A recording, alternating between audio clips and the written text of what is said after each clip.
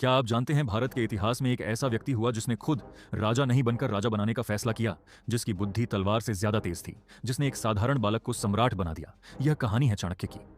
चाणक्य का जन्म लगभग चौथी शताब्दी ईसा पूर्व माना जाता है।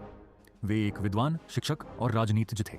उनका संबंध प्राचीन विश्वविद्यालय तक्षशिला से था, जहां वे राजनीति और अर्थशास्त्र पढ़ाते थे। लेकिन उनका जीवन तब बदला जब मगध के राजा धाना नंदा ने उनका अपमान किया। कहते हैं उस अपमान के बाद चाणक्य ने प्रतिज्ञा ली, जब तक नंद वंश का अंत नहीं होगा वे अपनी छुट्टी नहीं बांधेंगे। और यहीं से शुरू हुई भारत के इतिहास की सबसे बड़ी राजनीतिक योजना। चाणक्य की मुलाकात एक बालक से हुई, चंद्रगुप्त मौर्य। उन्होंने उस बालक में नेतृत्व और साहस देखा। वर्षों तक उसे प्रशिक्षित किया, रणनीति सिखाई, राजनीति सिखाई। और फिर नंद वंश का अंत हुआ। मौर्य साम्राज्य की स्थापना, चंद्रगुप्त के नेतृत्व में मौर्य एम्पायर की स्थापना हुई। यह साम्राज्य भारत के सबसे विशाल और शक्तिशाली साम्राज्यों में से एक बना। इस पूरे साम्राज्य के पीछे एक ही मस्तिष्क था, चाणक्य। चाणक्य ने एक ग्रंथ लिखा, अर्थशास्त्र। इसमें शासन, अर्थव्यवस्था, जासूसी तंत्र, कूटनीति और युद्ध नीति का विस्तृत वर्णन है। उनकी नीतियां आज भी मैनेजमेंट और पॉलिटिक्स में पढ़ाई जाती हैं। चाणक्य हमें सिखाते हैं कि असली शक्ति सिर्फ तलवार में नहीं बल्कि बुद्धि में होती है।